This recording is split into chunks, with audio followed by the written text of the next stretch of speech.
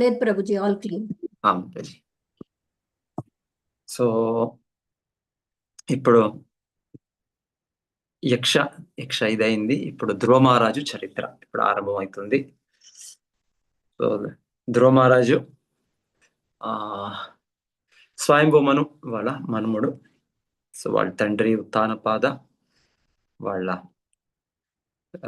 పెద్దయ్య, వాళ్ళ అంకల్ చెప్పాలి ప్రియవ్రత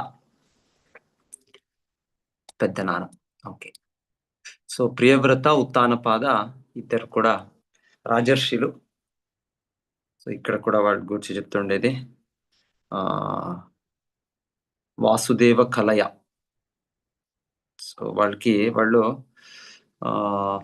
భగవంతుడ శక్తి పొంది వాళ్ళు వాళ్ళ అడ్మినిస్ట్రేషన్, వాళ్ళ రాజుగా వాళ్ళు పాలించింది, వాళ్ళు పోషించింది, రక్షించింది అని చెప్తున్నారు.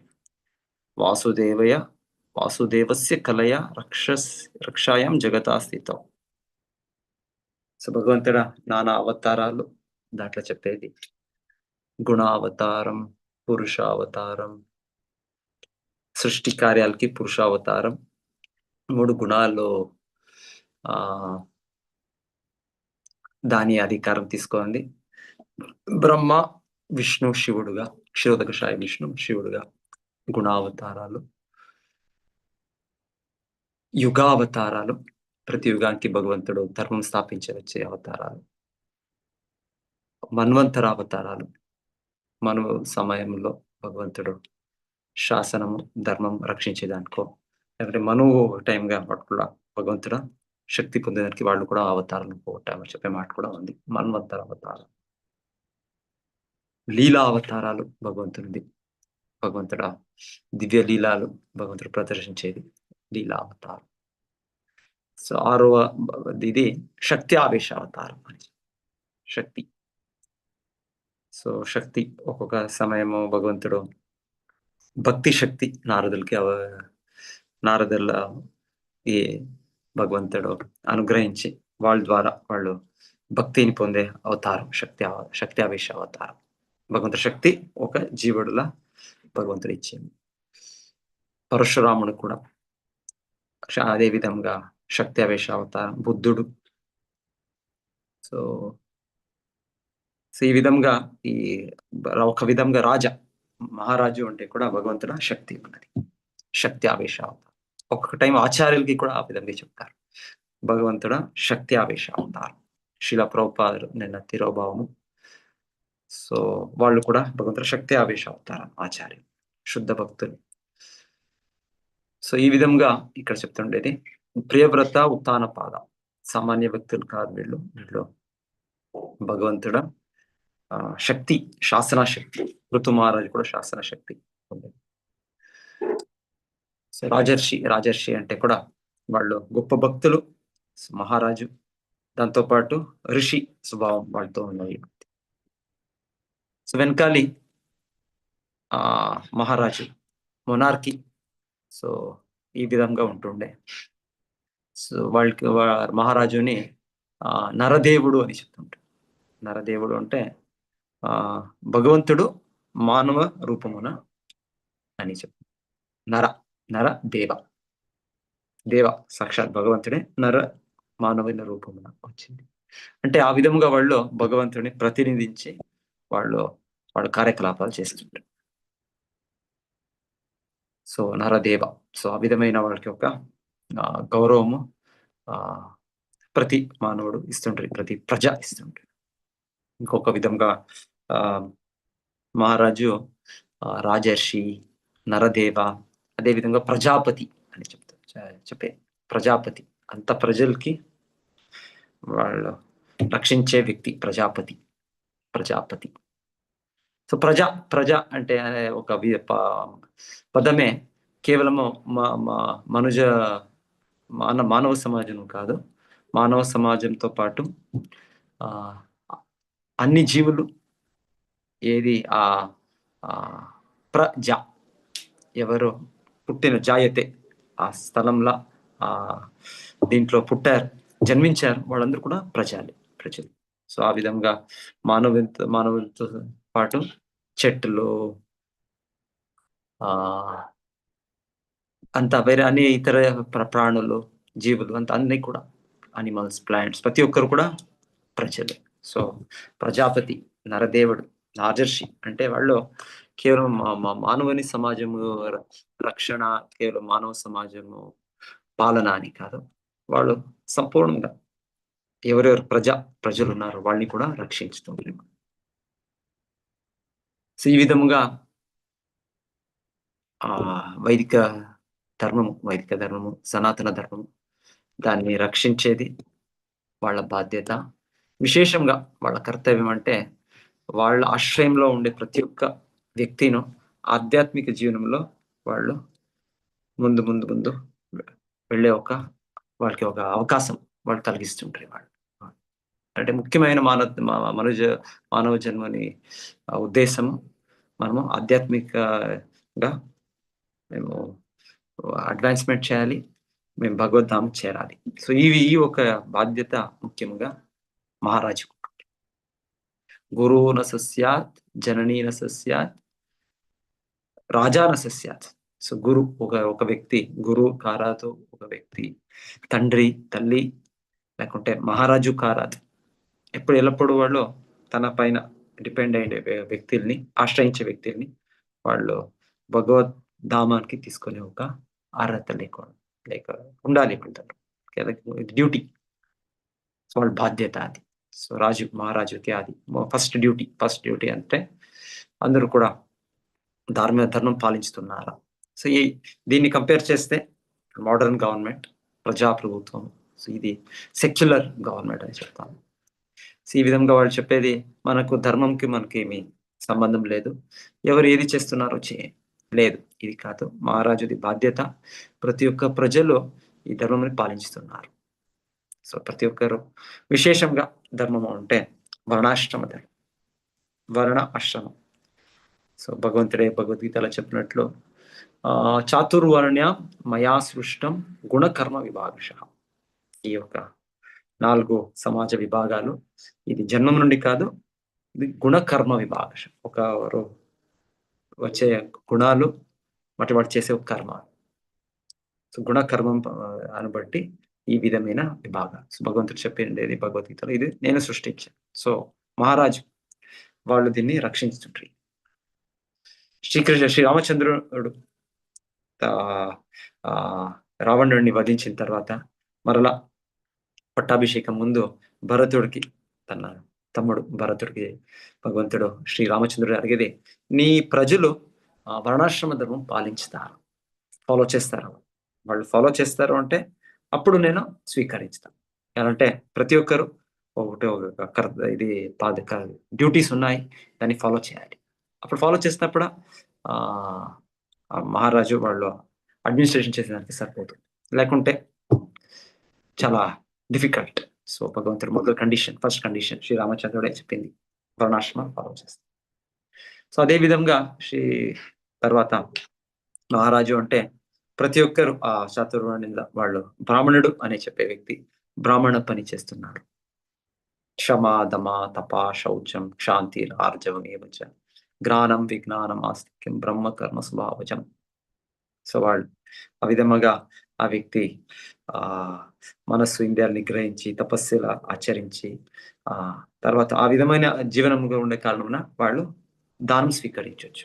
లేకుంటే దానం స్వీకరించే అర్హతలే ఇంకొక వ్యక్తి పైన వాళ్ళు డిపెండ్ అయ్యి, లేకపోతే ప్రతి ఒక్కరు వాళ్ళు ఇండిపెండెంట్ గా జీవనోపాయం పొందాలి వాళ్ళు. అయితే బ్రాహ్మణుడు అనే వ్యక్తి దానం స్వీకరించున్నాడంటే ఆ విధముగా ఆ వ్యక్తి వ్యవహరించాలి. ఆ వ్యక్తి ధర్మం పాలించాలి. బ్రాహ్మణ ధర్మం పాలించాలి.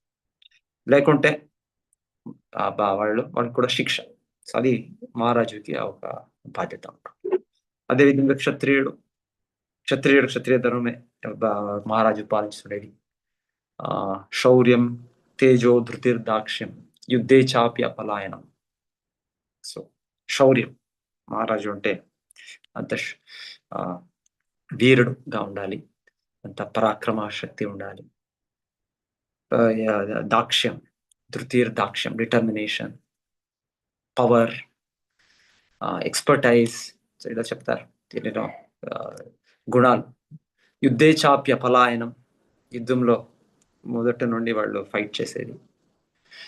దానం ఈశ్వర భావశ్చ, క్షత్ర కర్మ స్వభావజం. ఈశ్వర భావం, లీడర్షిప్ క్వాలిటీ. సో క్షత్రియుడికి ఆ విధంగా ఉండాలి. సో ఇది క్షత్రియ ధర్మం. అంటే వైశ్య ధర్మము, వైశ్యకుడికి కూడా కృషి, గోరక్ష, వాణిజ్యం. కృషి, అగ్రికల్చర్.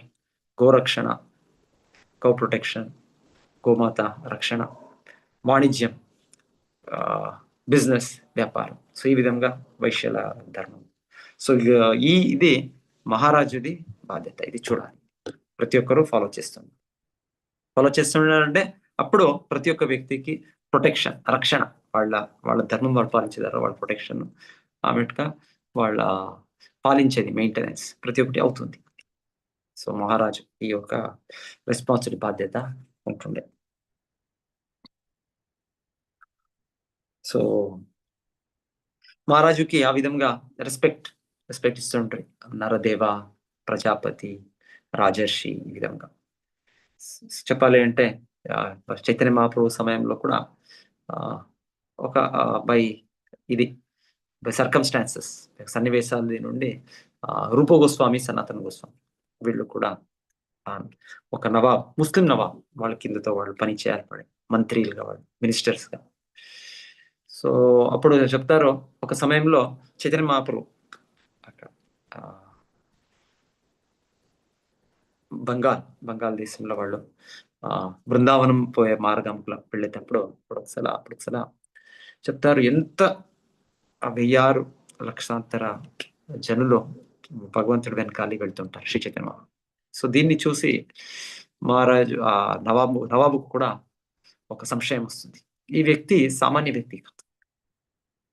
సో సనాతన గోస్వామి వాళ్ళ మినిస్టర్ వాళ్ళు అడుగుతారు ఒక సమయం, సో ఈ వ్యక్తి ఎవరు? ఈ వ్యక్తి ఏంటంటే, నేను మహారాజు అంటే చాలా మంది వస్తారు, మనకి గౌరవించుతారు. ఏంటంటే మన స్థానం ఆ విధంగా ఉంది.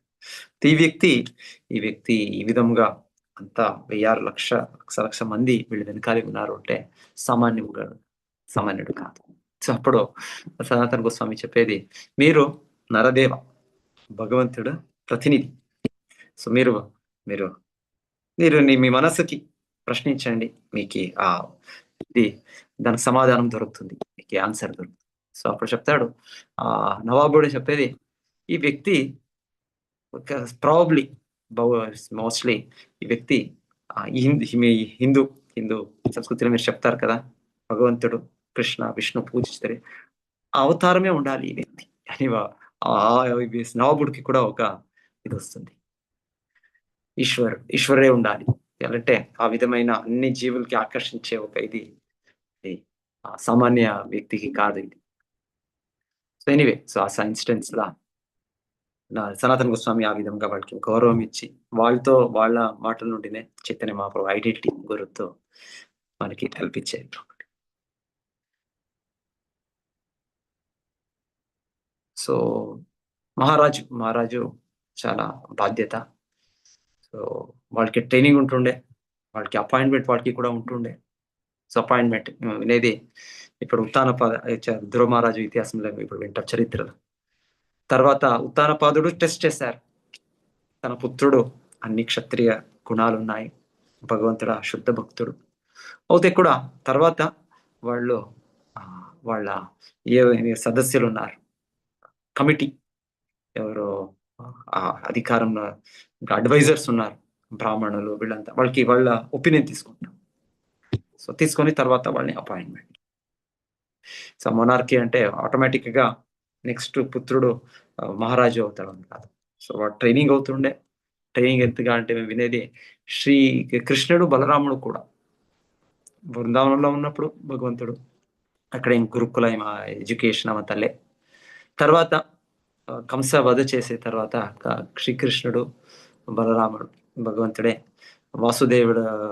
వాసుదేవ తన తండ్రి వాళ్ళు సాందీపుని దగ్గర వాళ్ళని పంపుతారు, అక్కడ వాళ్ళ ట్రైనింగ్ జరుగుతుంది. సో ఇది చెప్తుంటారు, ఇది ట్రైనింగ్ ఉంటుండే. ఇన్ఫాక్ట్ వాళ్ళకు కూడా బ్రహ్మచారి ట్రైనింగ్ ఉంటుండే వాళ్ళకి. సో బ్రహ్మచారి గురుకులే వసన్ తాంత. సో బ్రహ్మచారి జీవనం అంటే ఆ దాంట్లో ఆ క్షత్రియుడికి కూడా రాజపుత్రుడు అవుతేను కూడా ఆ గురు ఆశ్రమంలో గురువుడ దాసుడుగా వాడు వ్యవహరించాలి. గురోర్హితం. సో నేను రాజపుత్రుడు, నేనంత ఆనందంగా అంత ఇది ఉంటుంది అని కాదు. సో రాజపుత్రుడు అవుతాను ఆ విధంగా ట్రైనింగ్ ఉంటుండే.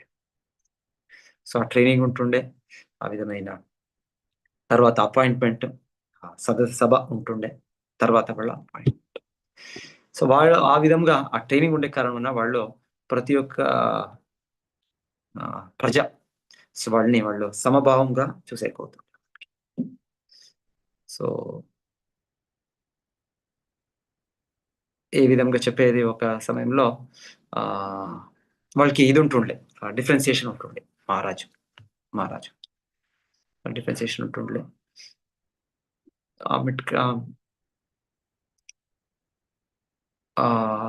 వర్ణాశ్రమ ధర్మ వాళ్ళు దాన్ని రక్షించుతుండ్రి. ఇది అవసరం ఇది ఉంది. భౌతిక జగత్ అంటే మెటీరియల్ వరల్డ్ అంటే ఇది అవసరం. సో మనం ఇప్పుడు చెప్పేది లేదు, ఇది వద్దు, ఇది ఒక వ్యక్తి ఇంకొక వ్యక్తి పైన ఉన్నట్లు ప్రభుత్వం సాధించినట్లు. సో చెక్ ಮಾಡಿ చెక్ ಮಾಡಿ. సో లేదు అట్లా ఇది క్లాస్లెస్ సొసైటీ, అందరూ ఒకటే, అందరూ సమం అనేది ఇది మెటీరియల్ వరల్డ్ లో కాదు. ఇది స్పిరిచువల్ వరల్డ్ లో అవ్వచ్చు. స్పిరిచువల్ వరల్డ్ లో అందరూ శుద్ధ భక్తులై వాళ్ళందరూ అక్కడ దివ్య స్థాయిలో. అయితే భౌతిక మెటీరియల్ వరల్డ్ అంటే ఇది కొంతమంది ఎక్కువ సత్వగుణము, కొంతమంది రజోగుణము, కొంతమంది తమో గుణము. సో ఇది న్యాచురల్ గా ఇది డివిజన్ ఉంది. ఇది దానికోసం ఇది అవసరం ఉన్నది. ఇది స్పిరిచువల్ ప్లాట్ఫామ్ లో అప్పుడు బ్రహ్మభూత ప్రసన్నాత్మ నశోచతి నకాంక్షతి సమా సర్వేషు భూతేషు మద్భక్తి లభతే కర్పరా. సో అప్పుడు సాధ్యమవుతుంది. అప్పుడు క్లాస్లెస్ సొసైటీ, ఏమి విభాగం వద్దు సమాజంలో, ప్రతి ఒక్కరు ఇదే విధంగా అప్పుడు సాధ్యం. లేకుంటే మెటీరియల్ వరల్డ్ లో ఉన్నప్పుడు ఇది అవసరం ఉంది. ఒకటి బ్రాహ్మణ క్షత్రియ వైశ్య శూద్ర ఇది అవసరం ఉన్నది. ఇంకా అక్రూరుడు శ్రీకృష్ణుడు వాళ్ళు పంపుతారు రారి హస్తినాపురానికి. చూడు ఎలా ఉన్నారు నా కజిన్స్ ధర్మరాజు, అర్జున, భీమసేన, నా వాళ్ళ అంటే ఎవరు కుంతి మహారాణి. సో అప్పుడు వెళ్ళినప్పుడు చూస్తారో చాలా ధృతరాష్ట్రుడు అంత అన్యాయంగా వాళ్ళని వధించేదానికి ప్రయత్నిస్తుంటున్నారు, అంతా చేస్తుంటారు. సో తర్వాత అంతా స్టడీ చేసినాక అక్రూరుడు ధృతరాష్ట్రుడికి చెప్పే మాట, అట్లీస్ట్ మీరు నీ తమ్ముడు పుత్రుల్ని నీ పుత్రుల్ని చూడాలి. ఎలా అంటే ఆఫ్టర్ ఆల్ నీ బ్రదర్ పాండు నీ తమ్ముడే, సో వాళ్ళు పుత్రుడు, సో నువ్వు వాళ్ళ తండ్రి ఉన్నట్లే. సో వాడిని ఆ విధంగా చూడలేదంటేను అట్లీస్ట్ వాడిని ప్రజలుగా చూడు అని చెప్పి. సో ధృతరాష్ట్రుడ గురించి చెప్పేది వాళ్ళు ప్రజగా కూడా చూస్తుండేవాడు. వెనకాలి రాజర్షి అంటే ప్రజ అంటే ప్రతి ఒక్కరికి వాళ్ళకి ఏమి న్యాయం ఇస్తుండ్రి, వాళ్ళు ఇది చేస్తుండే, డిఫరెన్సియేషన్ ఉంటుంది. సో అంటే పాండవుల గురించి చెప్పేది అది కూడా ధృతరాష్ట్రుడు ఇస్తుండలే. అక్రూరుడు తర్వాత ఆ విధంగా వాళ్ళకి కోరిక, అట్లీస్ట్ ప్రజలుగా వాళ్ళని చూడండి. సో అప్పుడు ధృతరాష్ట్రుడు చెప్పే మాట, లేదు కాదు, నాకు నా పుత్రుడు దుర్యోధనుడి పైన అంత మోహము, సో నాకు చూసే కాదు అని ధృతరాష్ట్రుడు చెప్పే మాట. ఎనీవే అదే కారణము మహాభారత యుద్ధం, ఫైనల్ గా మహాభారత యుద్ధము. దాంట్లో కూడా ఇంకో కారణం అంటే భగవంతుడు ప్రతినిధి మహారాజుగా ఉండాలి. సో ఒక విధంగా చెప్తారు, ఈ మోడర్న్ రాజులు వీళ్ళకి ఎంతో మెనీ టైమ్స్ దుర్యోధనుడు బెటర్. దుర్యోధన అంతా చెడు గుణాలు అంతా ఉండొచ్చు, అయితే కూడా ప్రజల పైన ఇప్పుడు మోడర్న్ అడ్మినిస్ట్రేషన్ ఎంతో పాటు పెట్టారు. ఎంతో వాళ్ళు సమృద్ధి ఉంటుండే, ఎంతో అప్పుడు ధర్మం జరుగుతుండే. బట్ స్టిల్ అయితే భగవంతుడు తన శుద్ధ భక్తుడు ప్రతినిధిగా మహారాజు స్థాయిని పట్టంని పొందాలి, పదవిని పొందాలి. దాని నుండి భగవంతుడు అర్జునుడు లేదు యుద్ధం వద్దు అని చెప్పారు. స్టిల్ భగవంతుడు కావాలి. ధర్మరాజు వంటి నా ప్రతినిధి మహారాజుగా ఉండాలి. సో భగవంతుడు ఈ యుద్ధము అవసరం అది. ఈ మహాభారత యుద్ధం కావాలి అని భగవంతుడు చేపించింది. సో మహారాజు స్థానము చాలా పెద్ద స్థానం. సో కలియుగంలో చెప్పేది కలియుగం మ్లేచ్ఛ రాజన్య రూపిణ. కలియుగంలో సామాన్యంగా రాజు మహారాజు స్థానంలో ఉండే వ్యక్తి అంటే మ్లేచ్ఛ. మ్లేచ్ఛ అంటే అది కూడా ఒక జన్మం నుండి కాదు, ఆచరణ. ఆచరణ ఒక పాప జీవనం, మాంసభక్షణము ఇది అదంతా అంత చేరి అది మ్లేచ్ఛ అని అర్థం. సో కలియుగం అంటే ఆ విధమైన ఆ వ్యక్తిలో రాజుగా ఉంటారని చెప్పింది.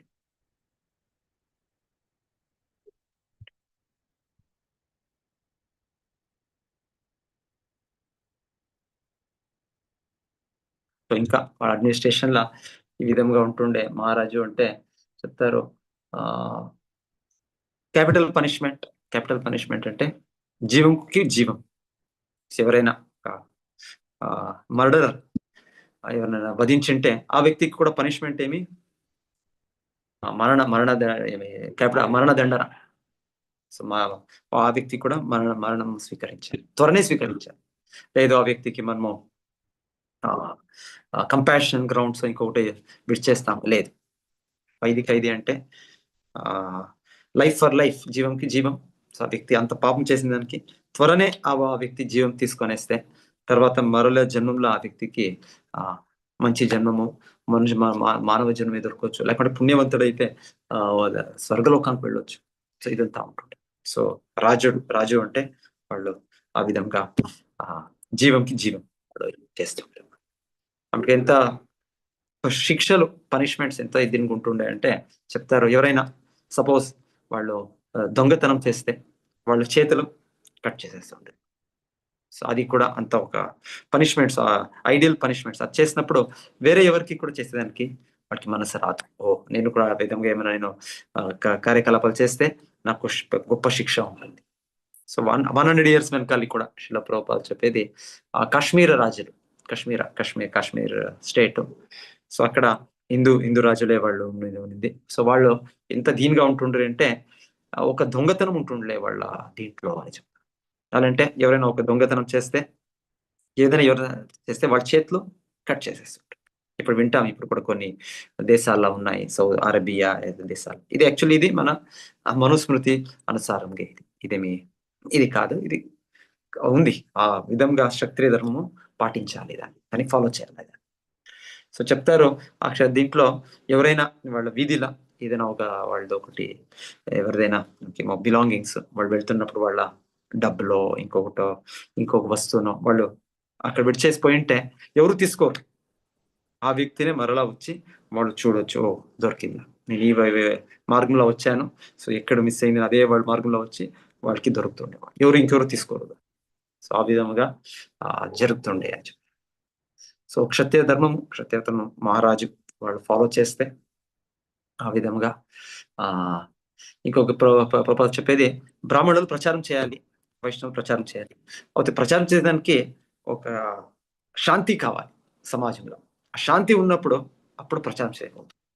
ఇప్పుడు కొంత మేము వినేది కొన్ని కంట్రీస్ కంటిన్యూస్ వార్ యుద్ధ స్థాయిలో ఉంటుంది. సో అప్పుడు ఎలా ప్రచారం చేసేది, చాలా కష్టం. అర్జునుడి స్థితి వేరేది. అర్జునుడు ఆ మహాభారత యుద్ధంలోనే భగవంతుడి నుండి ఆ భగవద్గీతను వినింది. అఫ్ కోర్స్ ఆ విధంగా శ్రీల ప్రభుపాద చెప్పేది ఏ స్థాయిలో కూడా మేము భగవద్గీతను వినాలి, భాగవతం వినాలి, దాని నుండి మేము లాభం పొందాలి.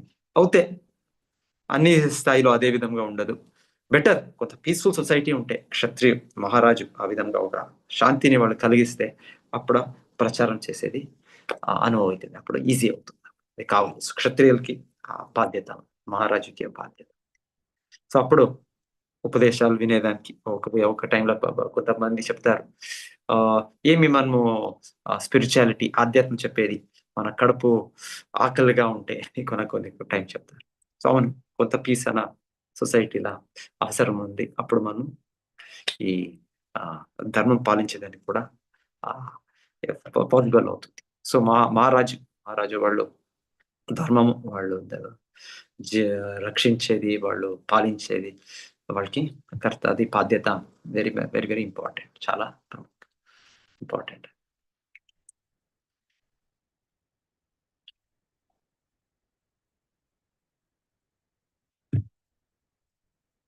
సో ఇప్పుడు ఎనివే ప్రజాప్రభుత్వం అంటే డెమోక్రసీ. సో డెమోక్రసీ అంటే శిలా ప్రభుపాదులు చెప్పేది డిమాన్ గోస్ క్రేజీ. డిమాన్ అసురుడు పిచ్చివాడైపోయాడు, అది డెమోక్రసీ. సో ఈ విధముగా ప్రజాప్రభుత్వంలో సో ఈ విధమైన బాధ్యత లేదు. సో ప్రతి ఒక్కరు స్వార్థం, వాళ్ళ స్వార్థంలోనే ఉన్నారు వాళ్ళు. సో ఇంకొక భాగవతం ఏం చెప్తుంది వీళ్ళ గురించి, ఈ విధంగా వాళ్ళు మహారాజు స్థాయిలో ఉండొచ్చు, అయితే వాళ్ళు శ్వవిద్వరాహ ఉష్ట్ర సంస్థూత పురుష పశు నయత్ కర్ణోపతోపేత జాతు నామ గదాగ్రజ. సో భాగవతం చెప్పేది 4 విధమైన ప్రాణులు, అనిమల్స్. ఏమి? శ్వ అంటే కుక్క, డాగ్. విద్వరాహ అంటే పంది. ఉష్ట్ర అంటే క్యామల్ కి ఏం చెప్తాం మనము? శ్వవిద్వర ఉష్ట్ర అంటే శ్వవిద్వర ఉష్ట్ర. కర అంటే గాడిది, యాస్. సో చెప్తారు ఈ జనరల్ డెమోక్రసీ అంటే ఏమిటి? సో మనము సెలెక్ట్ చేసేది, మనము ఓట్ చేసేది. సో మనము విశ్వవిద్వర ఉష్ట్ర కర, ఈ 4 వంటి మన ఒక గుణాలు ఉంటే, మన వ్యవహారాలు ఉంటే, సో మనం ఏమి చూస్ చేస్తాము? మనం కూడా ఇంకొక పెద్ద డాగ్ సొసైటీ ఉంది, వాళ్ళ సమాజం ఉంది, కుక్క సమాజంలో వాళ్ళకి హెడ్ ఇంకొక కుక్కే.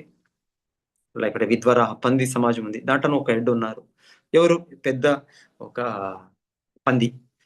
సో పెద్ద ఒంటె, పెద్ద గాడిది. సో ఈ విధంగా చెప్తారు.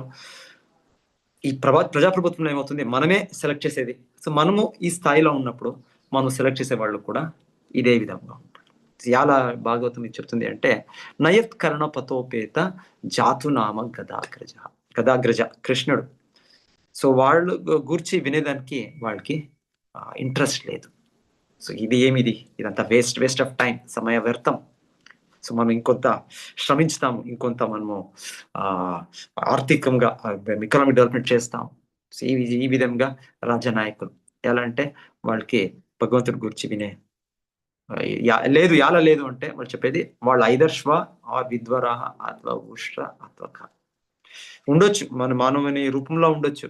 అయితే వ్యక్తి ఈ విధంగా వాళ్ళ గుణాలు, వాళ్ళ వ్యవహారాలు ఉండే కారణం వల్ల వాళ్ళు భగవంతుడి గురించి వినరు అని భాగవతము ఈ 4 ప్రాణులు దానికి కేటగిరీకి వీళ్ళని చేర్పిస్తుంది.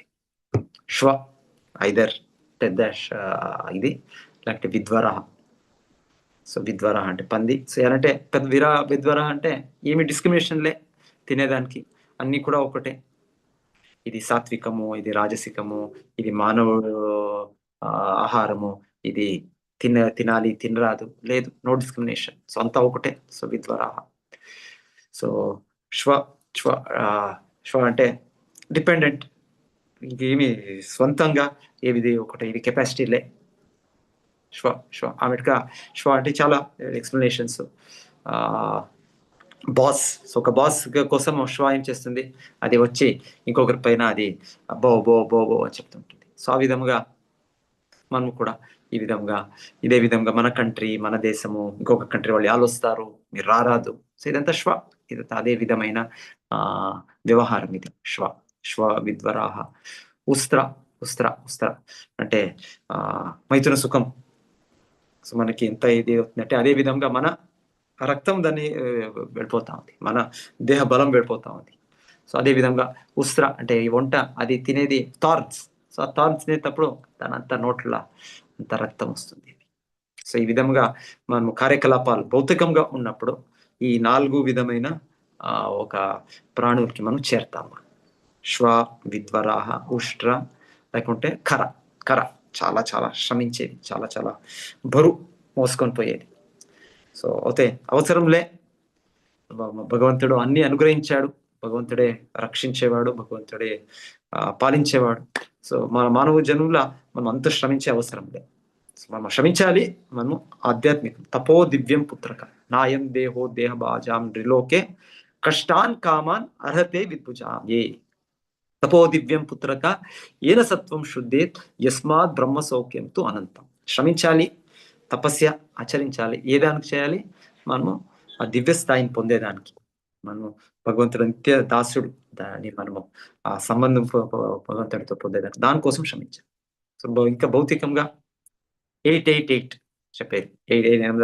8 అవర్స్ బాడీకి రెస్ట్, 8 అవర్స్ మనం పని చేయాలి భౌతికంగా. ఇంకా 8 అవర్స్ మన సాధన చేయాలి. జపం చేయాలి, లేకుంటే భాగవతం చదవాలి, లేకుంటే భగవంతుడి సేవ చేయాలి మనం. సో, ఈ విధంగా మన జీవనం మనం గడపాలి మనం. సో, లేకుంటే గొప్ప వ్యక్తి అవుతేనో వాళ్ళు ఈ 4 కైండ్స్ ఆఫ్ యానిమల్స్ సో, వాళ్ళు చేయాలి. అన్నట్టుగా మహారాజు అంటే తర్వాత వాళ్ళు కూడా వర్ణాశ్రమ ఆహ్, పాటించుతుండ్రి. దాంట్లో వాళ్ళు కొంత టైం తర్వాత వాళ్ళు కూడా వనప్రస్థ జీవనంలోకి వెళ్తుండ్రి. వింటాం ఇప్పుడు. ధ్రువ చరిత్రలోనే ఉత్తానపాద మహారాజు. సో, కొంత ధ్రువుడు ఒక ఏజ్‌కొచ్చిందే. ఇంకా వాళ్ళు ఆహ్, ఆహ్, మహారా మ ఇది గృహస్థ జీవనం కూడా ప్రవేశించాలి. తర్వాత ధ్రువుడు ప్రవేశించుతారు. పోతే దాని ముందే వాళ్ళని ఇంకా నా పుత్రుడు సమర్థుడు రెస్పాన్సిబిలిటీ తీసుకొని ముందు వాళ్ళు అడ్మినిస్ట్రేషన్ చేస్తారు అని తెలిసి వాళ్ళు నేను ఇంకా ఆధ్యాత్మికంగా సీరియస్ కావాలి. ఏ విధంగా ధ్రువ మహారాజు చిన్నప్పుడే 5 సంవత్సరాల బాలుడుగానే వాళ్ళు అభ్యసించారు. సో, ఆ విధంగా వాళ్ళ తండ్రి ఉత్తానపాదుడు కూడా త్వరనే వాళ్ళు ఆ ఏజ్ వచ్చిందే, సమయం వచ్చిందే వాళ్ళు వాళ్ళకి ఆహ్, పట్టాభిషేకం చేసి వాళ్ళు వనానికి వెళ్ళిపోయారు.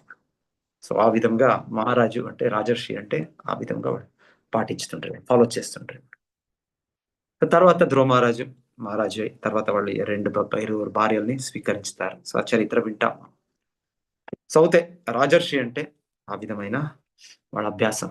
ఇప్పుడు ఉన్నట్లు ఆహ్, పొలిటీషియన్స్ ఏమవుతుంది దేశానికి నేను లేదంటే లేకుంటే 70, 80, 90 ఎంతవుతేనే ఇంకా నేను ప్రైమ్ మినిస్టర్ కావాలి. నాకు అధికారం కావాలి. ఇది కాదు. ఇది కాదు. ఇది మన సనాతన ధర్మమో, ఇది వర్ణాశ్రమ ధర్మం కాదిది. సో, వాళ్ళు ఆ విధముగా ఉంటుంటారు వాళ్ళు.